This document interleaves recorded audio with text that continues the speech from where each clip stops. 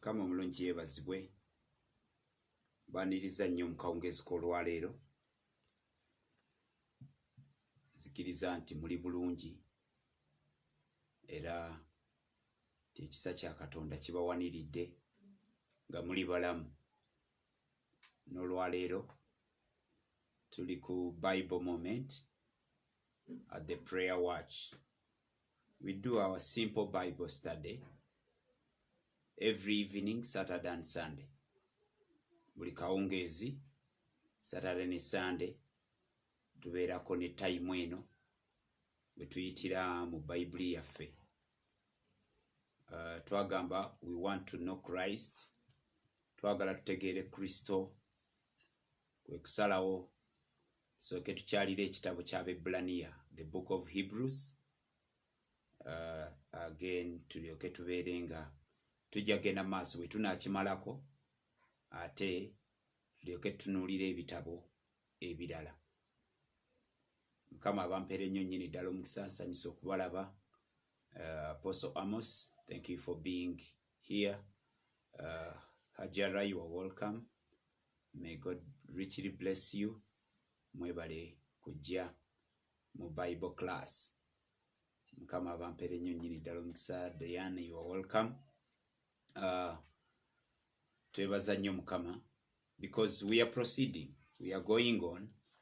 Tugenda maaso mpola mpola, katono katono, but very serious. Nga tuli serious nnyo nga tugenda mu maaso. Okay. Olunaku olwajjo twasomye essuula eyokuna. We read chapter 4 of the book of Hebrews. Mu chapter 4 eyo twatunuulidde nga batunuulidde nnyo omutwe ogwa Sabbath, the Sabbath rest for the people of God. Ne tubaako ebintu bye twazze tulaba era olw'olwaleero we are going to look at chapter 5. We said whenever we come, we read the chapter. We read the chapter and then after which we take our lessons. Hallelujah. God bless you for being part of the prayer watch. Okay. Welcome back from services. Some of you that have been able to attend services, wherever you go for service from, may God richly bless you. Heavenly Father, we want to thank you for today, even as we study your word. May your spirit inspire us to understand it. We don't just want to read, but we want to understand. And after understanding, we pray that you give us the energy, you give us the guts to implement what we've learned. In Jesus' name, amen. You are all welcome. We are in Hebrews chapter 5. We are looking at chapter 5, the book of Hebrews. Okay, the Bible says, every high priest is selected from among men and is appointed to represent them in matters related to God, to offer gifts and sacrifices for sin. Here is talking about the high priest, the way the high priest of the Old Covenant was identified, was appointed.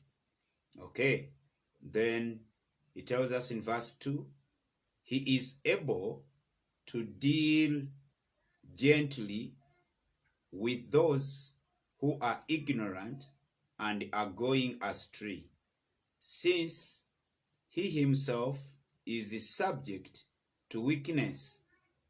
Verse 3, this is why he has to offer sacrifices for his own sins, as well as for the sins of the people. So, kabona w'endagaano enkadde yawangayo saddaaka nga tawaayo saddaaka ye yokka, naye ng'awaayo ne ku lulwe. Ow'endagaano enkadde yatwalanga saddaaka n'awaayo, naye nga tawaayo y'abantu bya bibi by'abantu naye nga n'ebibye abiweerayo. Verse 4, no one takes this honor upon himself. He must be called by God, just as Aaron was. Tewali muntu eyeewanga kitiibwa kino ekyokubeera high priest, wabula yalondebwanga Katonda ng'era ne Alooni bwe yalondebwanga Katonda. Olunyiro olwokutaano, so Christ also did not take upon himself the glory of becoming a high priest, but God said to him, you are my son, today I have become your father.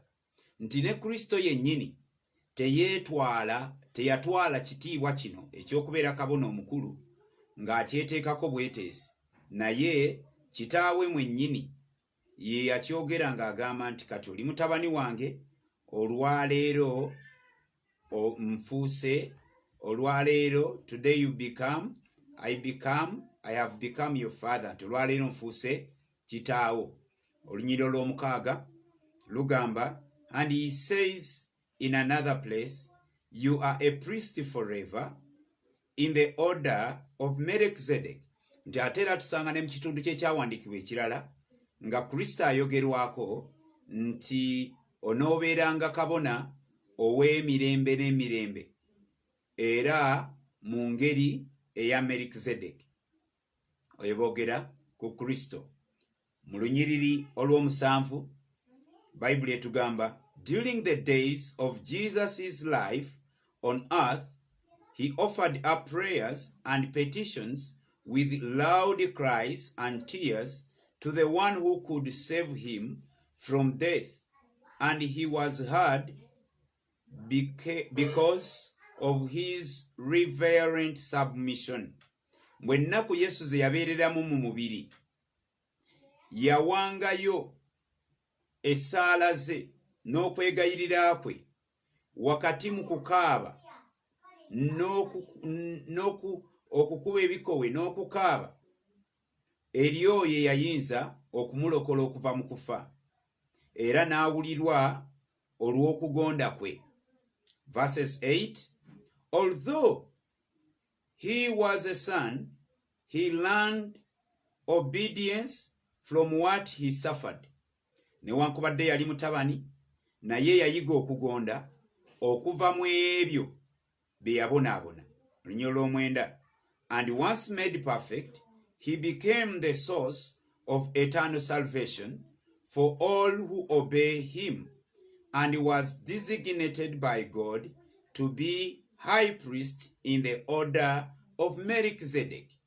Nti Kristo yasimbibwawo Katonda okubeera kabona asinga obukulu mu ngeri eya Melchizedek. Mu ngeri eya Melchizedek. Okay, olwo lunyiriri tukomye ku lwa 10. Olw'ekkumi verse 11, book of Hebrews, abakatwegattako, thank you for joining us. We are at the Bible moment. We are doing our Bible class. We are doing our Bible class. We are doing our Bible study.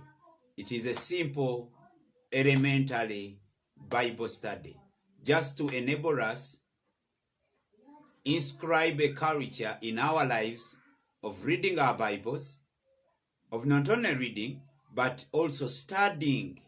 That's why it is not called Bible reading, but Bible study. So we read, and after which we draw lessons. Bwe tumala okusoma nga tujjamu ebyokuyiga. Okay. Verse 11, we have much to say about this, but it is hard to explain because you are slow to learn. In fact, though by this time you ought to be teachers, you need someone to teach you the elementary truths of God's word all over again. You need milk and not solid food. Paulo, oba omuwandiisi w'Abebbulaniya, of which I have several reasons why I say Paul, is the writer of Hebrews, atugambye bawandiikira abagamba nti tulina ensonga nnyingi ze teetaaga okwogera ku nsonga ya Kristo ono eyatwala ekifo ekyokubeera high priest. Tebyokumwogerako tulina bingi, ebyokumwogerako bingi nnyo, naye obuzibu agenda okwetegereza abantu bayogera nabo nga tebaayiga mu masomo agaasooka ge baasooka okuyigirizibwa. Wetegereza olunyiro lwe 11 agambye, we have much to say about this. About what? About the high priest Christ Jesus, who is in the order of Melchizedek. Ebyokumunnyonnyolako bingi nnyo. Agambye, we have much to say about this, but it is hard to explain because you are slow to learn. Kyolwokuba bayiga mpola, olw'okuyiga okw'empola ne kumuleetera okubeera nti ebingi bye yali bannyonnyodde kubikwata ku Kristo teyasobola bibannyonnyola. Lwaki? Kubanga kuyiga mpola. Buli zaakulinaanye oyigira ku speed ki? At what rate do you grasp what you learn? Byoyiga obitegeerera ku speed yenkanawa. Bano Abaebbulaniya baali bamuyiga mpola, kale ne batusubya Pawulo ebintu byali agenda okunnyonnyola wano ebiyitirivu obungi ebikwata ku Kristo. Agambe tulina bingi ebyetaaga okunnyonnyola, naye olw'okuba bye yali ayogera nabo n'akizuula nga bayiga mpola. Njagala kukubiriza tituseeyo omwoyo, twongere ku njala n'ennyonta ey'okwagala n'ey'okuyiga ekigambo kya Katonda.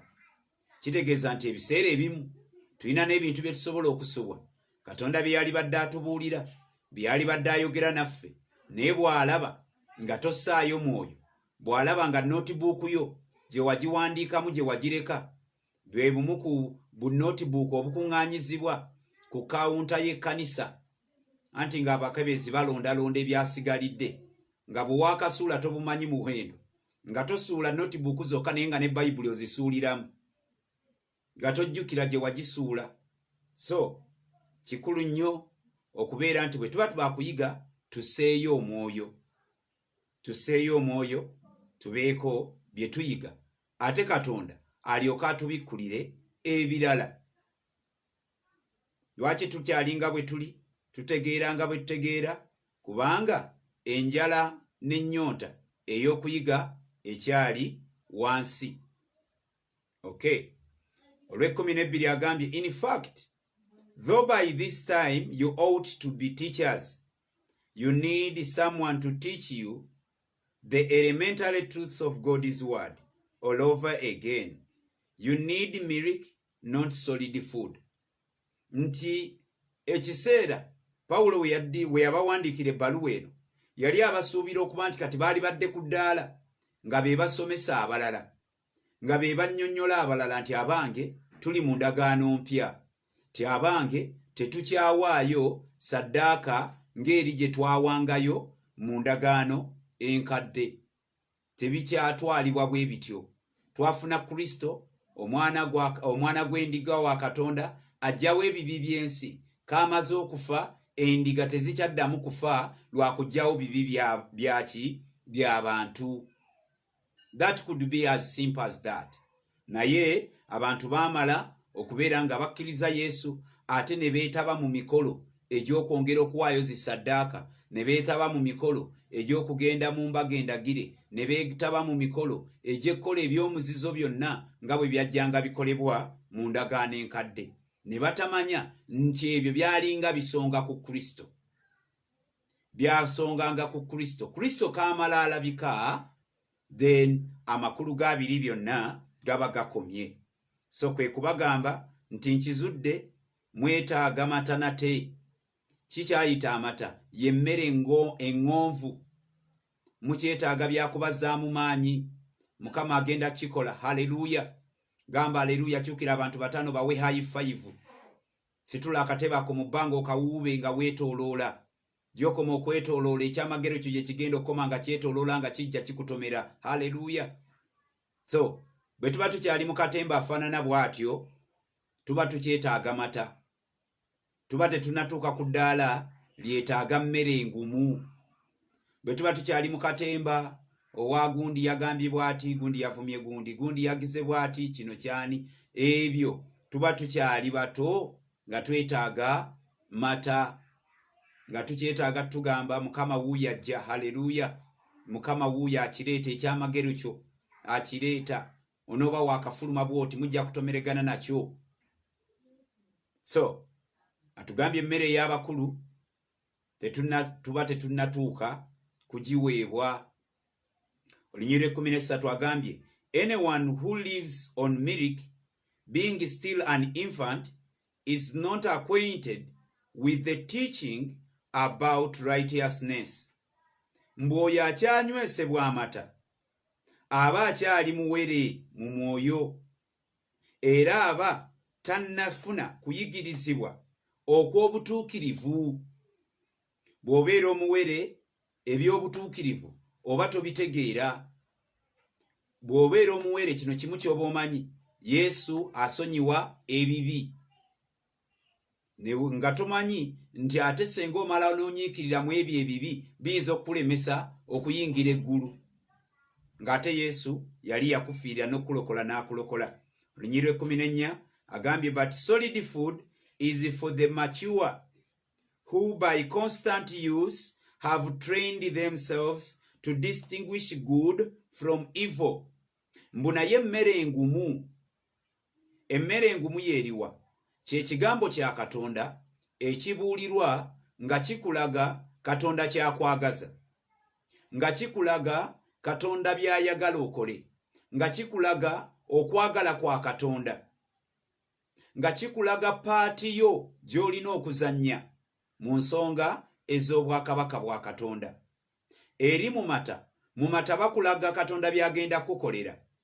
Eno mu mmere engumu tuba tugenda kulaga Katonda by'ayagala okole. Tuba tugenda kulaga what you must do. Okay? So atugambye nti emmere enkalu, but solid food is for the mature, who by constant use have trained themselves to distinguish good from evil. Nti abakulu baba betrainize, beetendeka, buli olukya beetendeka, beeyigiriza. Constant use, bakikola olwaleero ne kibalema, enkya ne bakiddamu. Leero n'alemererwa, enkya n'addamu ng'akyaluubirira, alina okukkiriza nti nja kuwangula. Naye abawere bw'akikola olwaleero akituula mu butuuzi, takunukkiriza, taluubirira kugenda ku ddaala liddako. Mukama yeebazibwe. So agambye emmere engumu yeetaaga ba constant users, okwetraininga, who train themselves to do what? To distinguish good from evil. Kitwala kwetendeka okwawula ekibi ku kirungi, okwawula obutuukirivu ku butali butuukirivu. Kitwala kwetendeka. Bw'oba teweetendese kijja kukaluubirira. Bw'oba teweetendese kibeera kizibu. So Bayibuli ekyo kyetugambye, tuluubirire okukula, tuluubirire ogenda ku ddaala eriddako. Yesu omulungi yeebazibwe. So bwe tumala okutunuulira ebigambo ebyo, twagala tubeereko points ze tuteeka wansi. Kubanga ekitabo ky'Abaebbulaniya kitabo ekirabula omukristaayo wakati mu lugendo lw'obulokozi. Wakati mu kulokoka wabaawo ebimu bye tuta, tubaako bye tuleka, tubaako bye tweyawulako. Okay? Yesu yeebazibwe. So where do you belong? Oli mu bakyetaaga amata oba oli mu batuuse okulya emmere enkalubo. Ekyo answer ojja giprovidinga. Mu ssuula ey'okubiri gyo twayiseemu nga tulina ebintu bingi bye twaze tutunuulira naye katunoneko katono. Mu bimu ku bintu bye batugamba to safeguard ourselves, okwekuumamu, things we must safeguard ourselves. Mwekuume kino, mwekuume kino, mwekuume. Y'ensonga lwaki bw'osoma ekitabo kino tosobola kukkiriziganya na muntu akugamba nti bw'olokoka tewabaawo kikolwa kirala kyonna ky'olina kukola. Okusaba mbu Yesu aba yakusabira, okusiiba mbu Yesu aba yakusiibira bwe yasiiba ennaku 40, buli kintu kyonna mbu Yesu aba yakikkolera. Kale bw'osanga enjigiriza bw'etyo mba njagala kugamba nti gidduke. Kubanga wano bye ngenda okulaga ebiri mu kitabo kino, there are things they are telling us to safeguard ourselves, to safeguard a Christian, okwekuuma. Bino olina okubyekuuma. Bebulaniya essuula ey'okubiri olunyiriri olusooka. Mu Bebulaniya 2 olusooka agambye, we must pay more careful attention therefore to what we have heard, so that we do not drift away. Careful attention. Pay careful attention. To what? To what we have heard. Safeguard yourself. Weekuume by'owulira. Bw'omala okuwulira, weekuume bye wawulira tebikugibwako. You must pay careful attention therefore to what you have heard. Ebyo by'owulidde. Safeguard yourself. Otherwise bw'obivaako, amazima g'owulidde, amazima g'otegedde, buli lw'ogavaako, ekizibu ky'ogenda okusisinkana kwe kubeera nti ojja kudriftinga. Bw'ova ku mazima ga Bayibuli ojja kuwaba. Bw'oleka Bayibuli kyesomesa n'ogoberera ekirala ojja kuwaba. So we are told to safeguard ourselves about what we hear. Kyokka tetugenda ku safeguardinga ku bye tuwulira byokka eby'amazima, naye n'okwegendereza byonna by'oteekerawo omutwe gwo okuyingira, byonna by'oteerawo amatu go okuyingira, by'oteekerawo amatu go okuwulira, either bikorruptinga oba bikuzimba. Bwe bitakuzimba bijja kudifayiringa. N'olwekyo kebera nnyo biki by'owulira. Safeguard yourself about what you hear. Then chapter 3, Hebrews chapter 3, verse 12. Another safeguard is given to us. Bebulaniya 3:12 atugamba see to it. Wegendereze nnyo ebigambo ebikozesebwa. Wano akozesezza mu Bebulaniya 2 olusooka agambye we must pay more careful attention. Careful attention. Bebulaniya 3:12 n'ayogera ekigambo kino. See to it. See to it. Weekuume. Weegendereze. Saayo omwoyo. Those are other terms. See to it, brothers, that no one of you has a sinful, unbelieving heart that turns away from the living God. See to it. Kitunuulire, kyekalirize.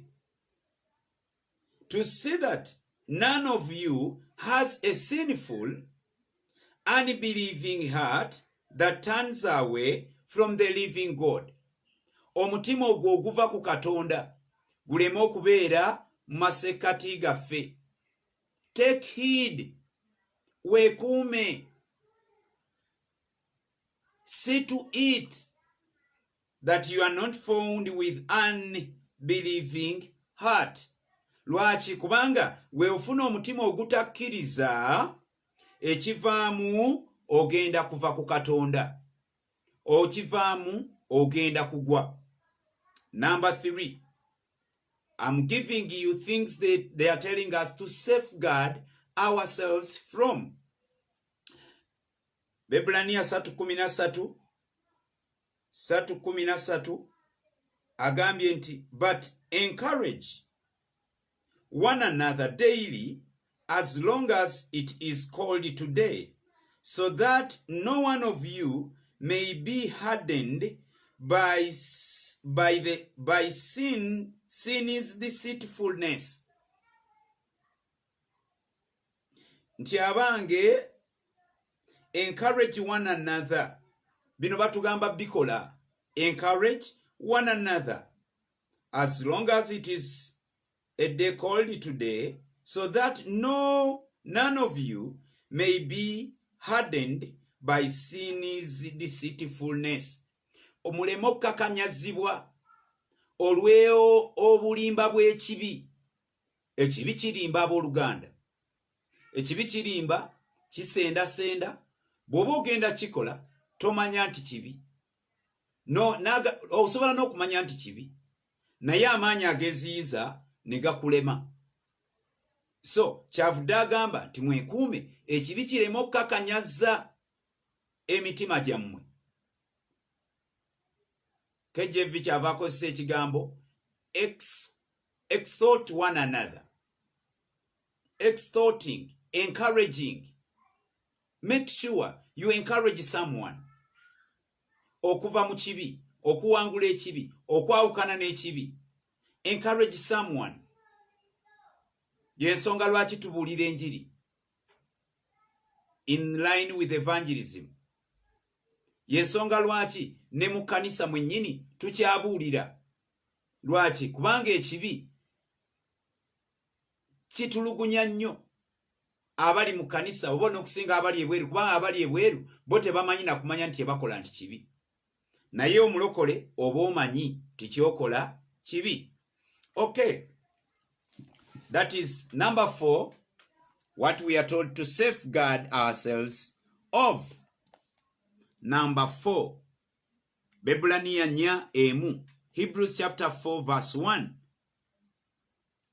4 verse 1 they say, therefore, since the promise of entering his rest still stands, let us be careful that none of you be found to have fallen short of it. Owulira warnings ezo. Okulabula okwo nga batugamba nti abange mwekuume. Mwekuume, be careful that none of you be found to have fallen short of the rest of entering the rest of God.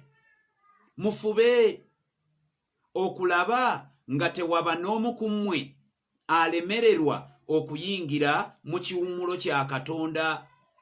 Kyekiyinza otulemesa butakkiriza. Emu ku bintu ebiyinza okulemesa omuntu butakkiriza.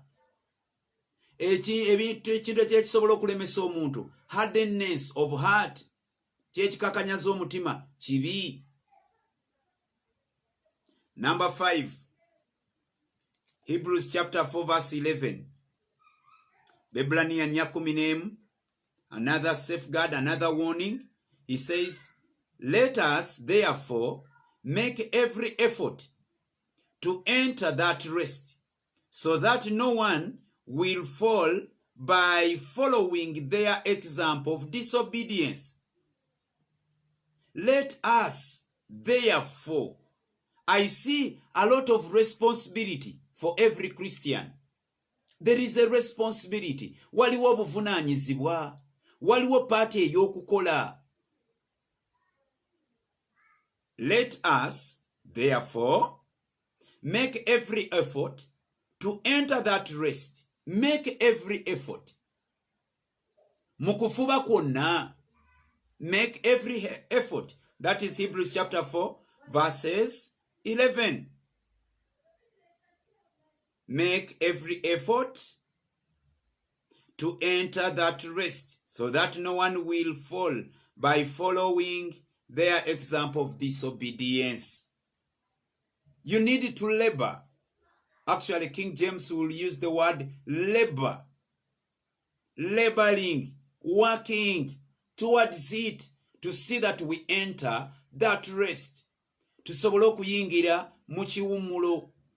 It calls for making every effort. Mu kufuba kwonna. Through laboring. Another safeguard is in Hebrews chapter 4 verse 16. 4:16 he says, let us then approach the throne of grace with confidence so that we may receive mercy and find grace to help us in our time of need. Let us then approach the throne of grace. Let us come before the throne of grace. Tujje tusemberere namulondo y'ekisa. Tusemberere namulondo y'ekisa. Beblaniya 10:19. Hebrews 10:19. 10:19 he says, therefore, brothers, since we have confidence to enter the most holy place by the blood of Jesus. By the blood of Jesus. Verse 20. By a new and a living way opened for us through the curtain that is his body. Therefore, brothers, since we have the confidence of entering through the new, so we ought to he's talking about coming to the throne. We have that allowance. Let us come before the throne of grace that we will find mercy. Tusoke tusoloke tuzule okusaasirwa. Number 7. Number 7, we find it in Hebrews chapter 6. Another safeguard. Hebrews chapter 6 verse 1. Abebraniya 6 essula y'ey'omukaaga olunyiriri olusooka. He says, therefore, let us leave the elementary teachings about Christ and go on to maturity, not laying again the foundation of repentance from acts that lead to death and faith in God. Therefore, let us live. Living elementary teachings means nti elementary teachings tuba twazifuna. We were once given the elementary teachings. Bwe ziba zaatuweebwa nga twazifuna, tuleme kubeera stagnant. Tuleme kubeera stuck in them. Bwe tuba bwe twalokoka ne batusomesa kino kiri okwenenya kukola ki okukkiriza mu Katonda, nga we are given these elementary teachings. Baptism, because there are 6 of them. Baptism, faith in God, repentance, laying on of hands, judgment. All these are elementary teachings. But surprisingly, you find people who have been in church for years and years and they have never received the elementary teachings. But wakati nga tebannaweebwa tebabimanyanga nako ebiyitibwa elementary teachings, ne bagwa ku musomesa agamba let us leave the elementary teachings. Omusomesa n'aga kati ate otuzza mu ebyo batugambye tubireke. Bagambye atabifuna atabireka. Eyabifuna yabireka n'agenda ku ddaala eddala. Leave that place. To livinga tova wotannatuuka. Osooka n'otuukawo then n'olyoka ovaawo. Kati bwe tuba tukaluubirirwa okukkiriza mu Katonda, okwesiga Katonda, nga tukyalina abalokole abagenda mu masabo ng'embeera zibatabuseeko, nga tukyalina abalokole abatakkiriza abatakimanyi na kimanya nti eriyo olunaku lw'omusango, abatakyogera nako abatakiwuliranga nako nti omulokole aliyimirira mu ntebe ku ntebe y'omusango Kristo walisalira omusango nga ye yalokoka bulokosi bamugamba bw'oyatula kiba kiwedde kadde nakusanga ogamba let us leave elementary teachings muve kwabo bapasa sakira abasomesa ebya elementary Bayibuli egambye tubiveeko tugende ku byawaggulu kati obiveeko byotagendangako byotafunanga okalubirirwa okwenenya you cannot repent okalubirirwa tomanyina kubatizibwa you've never been baptized by immersion you've never received the baptism of the Holy Spirit you don't know that there is even a baptism of fire a baptism of suffering kwekusoso biwulira naye preacher agambye mubiveeko ebyo tugende ku byawaggulu bw'oba tobifunanga weetaaga binoonya obeera kino ekyandikibwa tekiba kikyo okay so they have told us to leave the elementary teachings to those that received them temukwama muzo biserembera mukwenenya buli kiseera mubeera mukwenenya ebibi bya jjajja okwenenya ebibi byabasenga ebibi byabataata oba kati ekinnondola kivaawa mukama bamanyi batugambye twene nemwenenya bwe wenenya katonda tasonyiwa bwe wenenya tokkiriza nti gwe wenenyereza akusonyiye wenenya nosaba nofuna omulimu ate bwe bakugoba ku mulimu ne bakugamba nti anti jjajjaawo tie yabonyaabonyanga abakozi kati wenenye olw'ebibibye byabonyaabonyanga abakozi naawe kyekigobeza ku mulimu ne wenenya nogira ne osonyibwa noddamu nofuna omulimu ekyo kigenze nogenda mu bufumbo omwana naabula bagamba nti anti wenenye kubanga maamawo yajjamu olubuto olwasooka kyekikulemeseza abooluganda nayogera nga pastor mukuye nti abooluganda mbayise emirundi emeka mukama yeebazibwe so Bible etugambye to leave the elementary teachings that means nti twazifuna twazitegeera tuzitambuliramu laying on of hands tubimanyi bw'otabitegeera bajja kusaako n'ebigere ama obudde bwaffe bwe businga okudduka twagala kukozesa budakiika butono bwe tusigaza ate tubeere nga tuva wano mbaleke mubeere mu ggandaalo lyammwe okay mu Bebulaniya 6 olunyiriro lw'11 batugamba another safeguard in Hebrews 11 and 12 Bebulaniya 6:11-12 agambye we want each of you to show this same diligence to the very end in order to make your hope sure.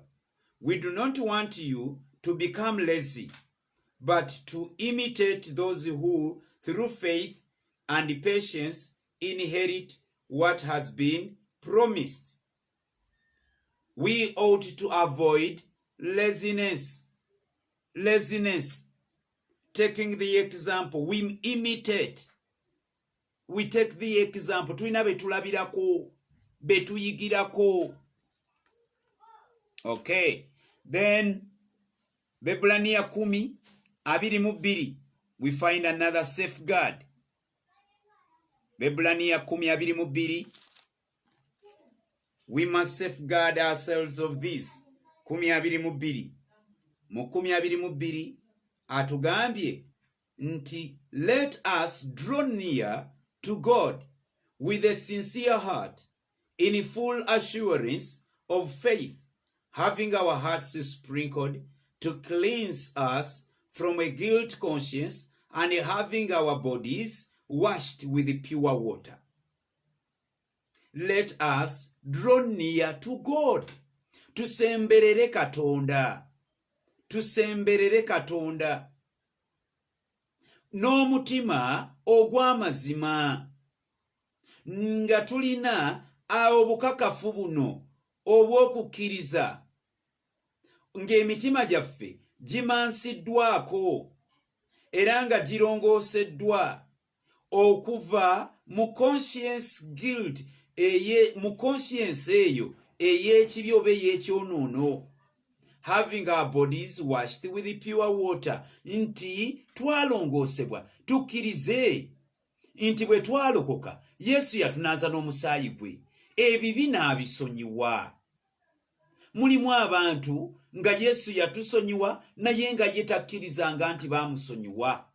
Buli lwe babuulibuulira okwenenya ng'ajjukira gwe yali azaamaanya, nga yeenenya buli ne wayita omwezi omulala addamu n'abuulira ng'era kikomawo. That conscience atugambye nti abange conscience yaffe erongoosebwe etukuzibwe olw'ekigambo kya Kristo, ebere ng'erongoosebwa ng'etukuzibwa. Yesu omulungi yeebazibwe. Drawing near to God. We are told, let us draw near to God. Leka tusembere eri Katonda. Let us draw near to God. Another safeguard is in chapter 3 verse 6. Bebulaniya 3 olunyiro lw'omukaaga. Bebulaniya 3 olunyiro lw'omukaaga agamba, but Christ is faithful as a son over God's house, and we are his house, if we hold on to our courage and the hope of which we boast. To hold on to, tulina mu Luganda, to hold on to, okwenywereza ku bugumu bwaffe bwe tulina mu Kristo. Twenywereze, hold on to, wenywereze ku bugumu obwo. Ojja kulaba ekigambo kyekimu Bebulaniya 10 olwa23. Bebulaniya 10:23. Mu 10:23 atugambye bw'ati nti let us hold unswervingly to the hope we profess. Wali musatu, hold on to the courage, wenyweze ku bugumu obwo bwe waweebwa mu Kristo. Wano n'atugamba nti let us hold unswervingly to the hope we profess. Essuubi eryo lye twatula, essuubi eryo tulinywereremu. For he who promised is faithful. Eyatusuubiza ng'ayogera mu Yokaana 14, ngenda eri kitange era nange ndikomawo okubatwala kubanga mu nnyumba ya kitange mulimu ebifo bingi. Oyo eyasuubiza ajja tuukiriza. Let us hold on to that hope.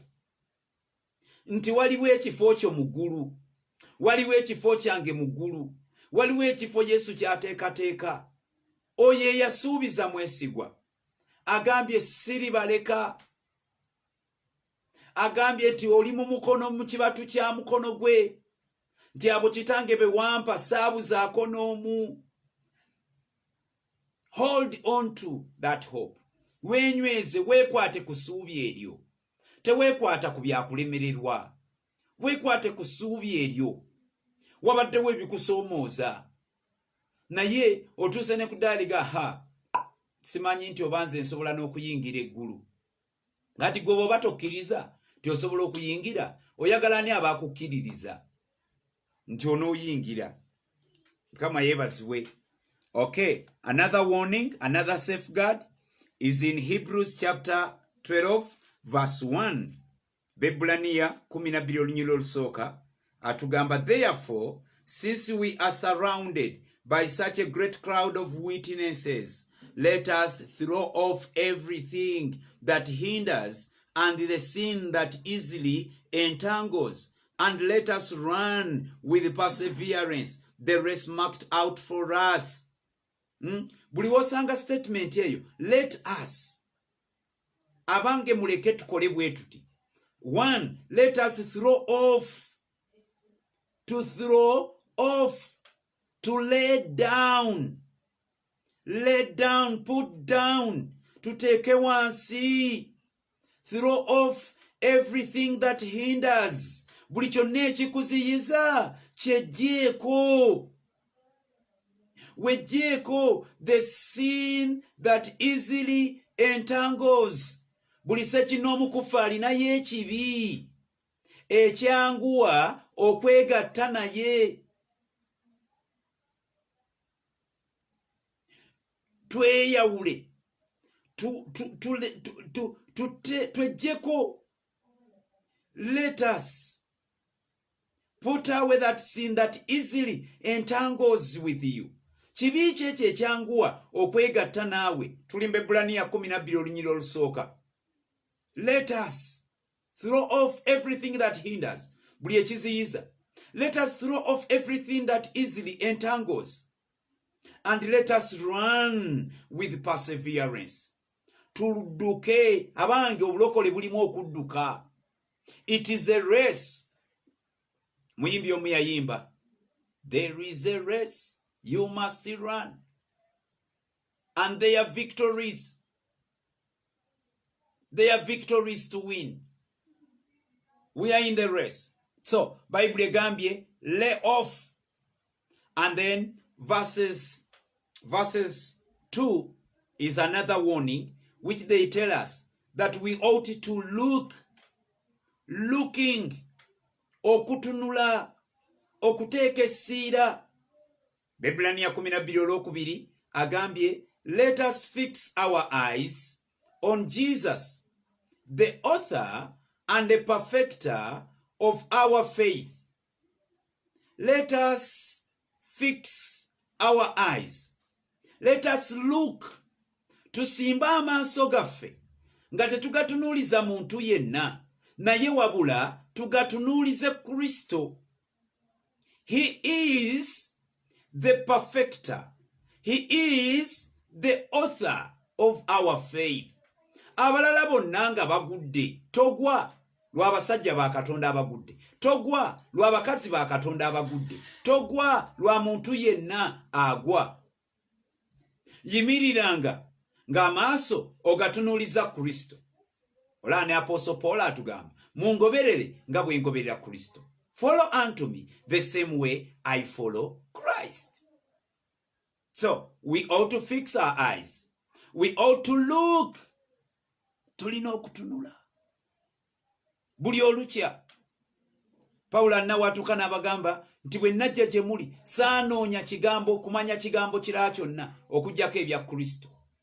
Okuggyako ebya Kristo. Buli lwe tunoonya okumanya ebirala ziba nnyombo. Buli lwe tunoonya okumanya obulala kuba kutabuka. Naye bwe twesiba amaaso gaffe ne tugatunuuliza omulokozi waffe, we can overcome. We can win. We can run the race and be sure that we will have batons handed over to us, crowns given down to us. Okay, then another warning. We are told in verse 3, another warning, we are told to consider. To consider. Verse 3, the Bible says, in verse 3, Hebrews chapter 12, verse 3, he says, consider. Consider. What is the meaning of the word consider? Mwabamanyi oluzungu. Mugenda tuyamba. Olwaffe tetunnawera nnyo. Naye mutuyambeko okutegeera amakulu g'ekigambo. Omuntu bw'akugamba consider, aba akugambye eki? Mugagga gw'otayipinga awo oluzungu. Peace, tutaase. Someone who can help us. Omuntu bw'akugamba nti consider. What is he telling you? Consider. Diane, mwe mwasoma oluzungu. Help someone. Okay. He says in verse 3, consider him who endured such opposition from sinful men, so that you will not grow weary and lose heart. Consider. Tunuulira. Consider. Mulowooze. Nga obadde tonna bivaamu. nakukomba ku ndayira mbivaamu leero omusajja bw'atajja mbimaze nze Mukama bw'atampa mulimu ku mulundi guno bw'atankyusizaamu nze mbivaamu ebyobulokoze mbitadde wansi agambye consider him eyayita wakati mu operations who endured such opposition from sinful men. He endured opposition. How much have you endured? Oguminkiriza kyenkana ki? Consider him. Buli lwolaba nga byoguminkiriza bikuzitooweredde. Buli lwolaba ng'ozitoowereddwa amaaso gakyuse olowooze Kristo eyaguminkiriza. Yes, Judith tells us consider is kirowoozeeko. Kirowoozeeko. Kikole ki? Kirowoozeeko. Buli lwolaba nga you are torn apart.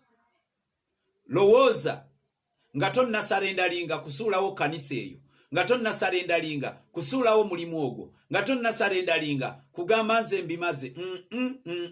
This relationship njivuddemu. Consider him who endured all the oppression from sinful men. Consider. The Bible tells us to consider. Always have a moment to consider. Okay. Another safeguard we find in Hebrews chapter 12 verse 12, where we are told to lift up. 12 verse 12. The Bible says, therefore, strengthen your feeble arms and weak knees. Therefore, strengthen. Bino byonna byakukola abooluganda. Strengthen. Zaamu amaanyi emikono eminafu n'amaviivi agajugumira, and the weak knees. Waliwo owulira nga otekemuse, waliwo owulira nga otidde, waliwo owulira nga okankana, waliwo owulira nga oyebye, ng'owulira you cannot endure anymore. It is a time to strengthen yourself. Nga tonnanoonya balala kuzzaamu maanyi, yiga okwezzaamu amaanyi mulokole. Yiga okwezzaamu amaanyi. Nga tonnalinda muntu mulala kuzzaamu maanyi. Then, verse 13, another safeguard. Mu lunyiriro lw'e13, Bebulaniya 12:13 agamba, make a level path for your feet, so that the lamb may not be disabled, but rather healed. Nti seteeza, make a leveled path, making a leveled path. Toteekawo kyesittaza. Toteekawo kyesittaza.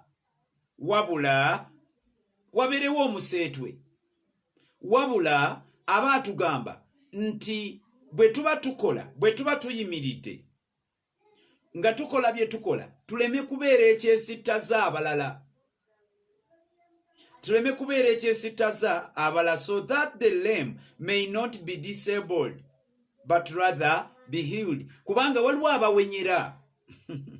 Waliwo abawenyera nga balabira ku ggwe, nga balaba level kw'otuuse, nga basuubira okuba nti ekigambo ky'okuvuma tekikyava mu kamwako, nga basuubira okubeera nti ne bw'osoomoozebwa otya tokyayinza kuggyako waya, nga basuubira okubeera nti w'otuuse gw'owangudde.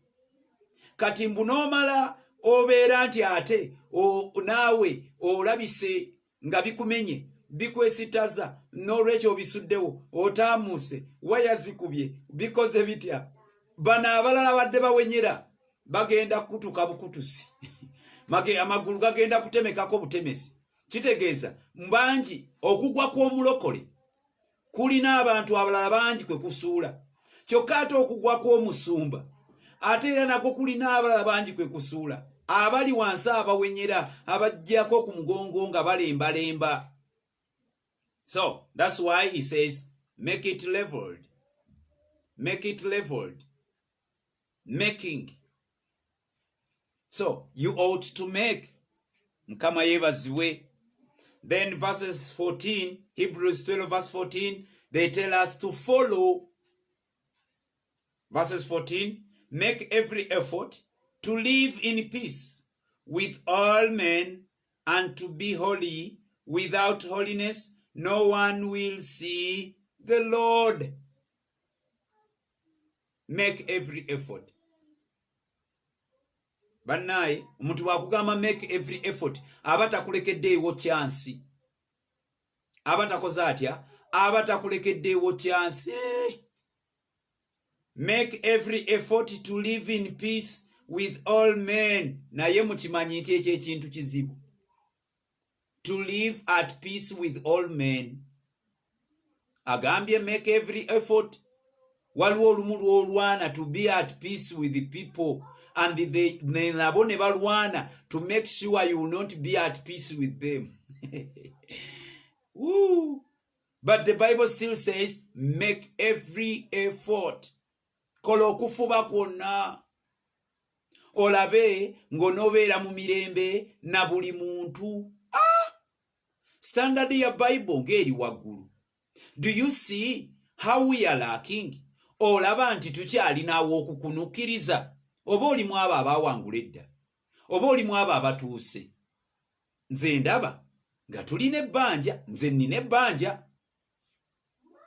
Bw'otunula ekigambo nga kino, making every effort to live at peace with everyone, with every man.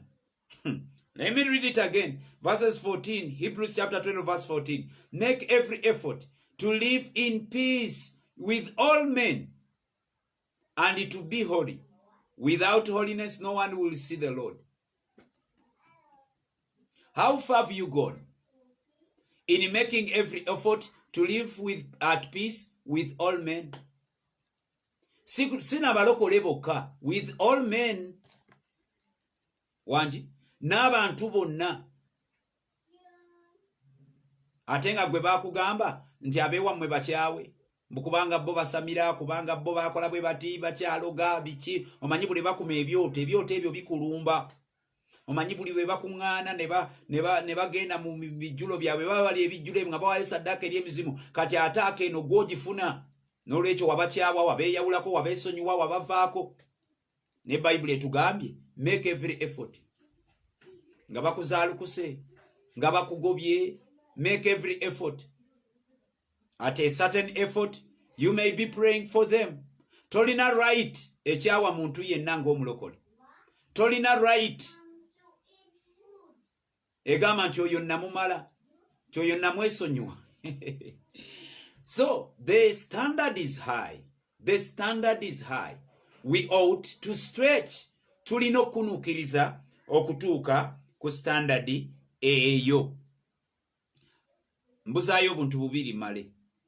One of this is 13, verses 13, chapter 13, verse 13. Ebrania 13:13. We find another safeguard. In this safeguard, they tell us, Ebrania 13:13, atugamba, let us then go to him outside the camp, bearing the disgrace he bore. Agambye, abange tugende gyali. Tugende eryani? Eri Kristo. Bearing what? Bearing the disgrace he bore. Bw'aba yaswazibwa, kabi ki bwe bakuswaza? Bw'aba bamwambula n'abeera bwereere, nsonyi ki eziri kubaako ezirisinga okubeera ku ezo? Kivume ki kye bayinza okuyimiriza mu maaso go nga kisinga ekivume kya Kristo? Therefore let us go to him. Tugende gyali. Oyo eyawangula ekivume. Tugende gyali eyawangula ensonyi. Tugende gyali eyawangula okunyoomebwa. Yanyoomebwa. Be yajja okulokola be baamuwandulira amalusu. Be yajja okulokola be baamukuba emisumaali mu ngalo.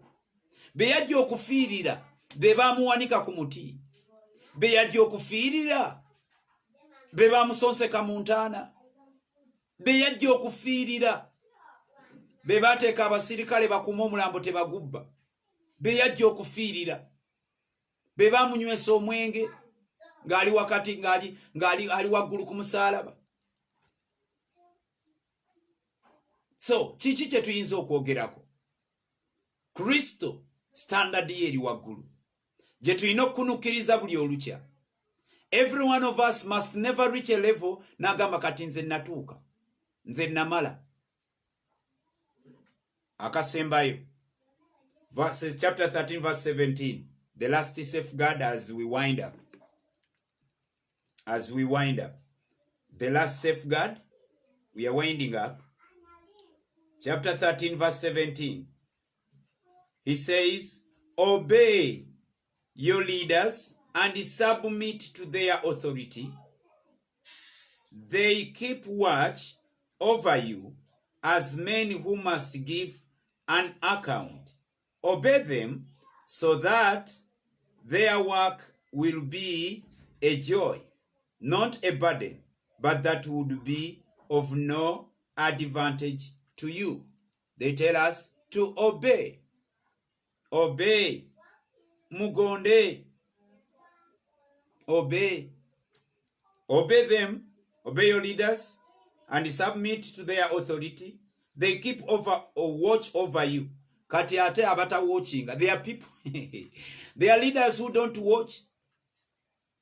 There are leaders who don't watch. But these two must go together. Obedience and watching. Leaders must play a responsibility of watching over our lives. They must make sure they are watching. And as they watch over our lives, what we are required to do is to obey. But one time, another time it is one-sided. When the leaders are demanding obedience, but they are not giving in watchfulness. Watchfulness. How can they watch? Then that means they are praying for us. Baba tusabira. They are interceding, making petitions before God for our own behalf. They are crying out to God that we are covered, we are protected. They are watching over us, that things will not hurt us. They are watching as a watchman. They have the ability even to see things before they happen. They are able to warn us. The role of leaders is a great one. Actually, the task is hard. Ogwo mulimu si mwangu abooluganda. Tebereza ng'olina ekkanisa y'abantu 1,000 gwonna 1,000 bonna 5 kale 1,000 nga you have to watch over them, obasabire nga linnya ku linnya, to watch over them. Nti akabi akaba kanaamubaako okamanya tekannamubaako n'omulabula. Mukama yandaze kino na kino. Nalabye ng'ogenda waliwo diiru gy'ogendamu naye bw'ogigendamu ntyamu. Abooluganda, you would rather submit, you would rather obey, and you are not given the task of watching over. Friends, may God bless you. We are still in the book of Hebrews. Today we've been able to cover chapter 5. We've been able to cover chapter 5. Coming Saturday, we'll be able to cover chapter 6. And we'll be picking our lessons. So we're talking about getting there is a Bible we want. We're talking about getting that Bible. And we thank you everyone that has contributed. Some of you that have pledged and you have not yet fulfilled your pledges. I request that we do it this week. Or else we ought to have the Bible this week. And we will have it this week. Tujetaaga okubeera nayo weekend. So I gave you the numbers. Those that are at the prayer watch. You can use those numbers and send in your contributions. And then for those that cannot access those numbers, those that don't belong to the prayer watch WhatsApp group, abatali mu WhatsApp group ya Prayer Watch muba musobola, you can use my numbers kwezili okwo, muba musobola kwezako your contribution, any contribution, and then such that this week we finish up that issue. Yeah, MiFi, we are covered with that. That one is already covered. We don't need anyone to contribute towards it. Someone should not contribute anything towards the MiFi. It is already covered. Then we are having just a little balance on the Bible, which is 230,000. So anyone can contribute. God richly bless you. We meet tomorrow morning at the Prayer Watch, 6:30 up to 7, 30 minutes of prayer. We open up the day with prayer. God richly bless you. I love you so much. Sigadendi Sakira Ronald. God bless you. Amen.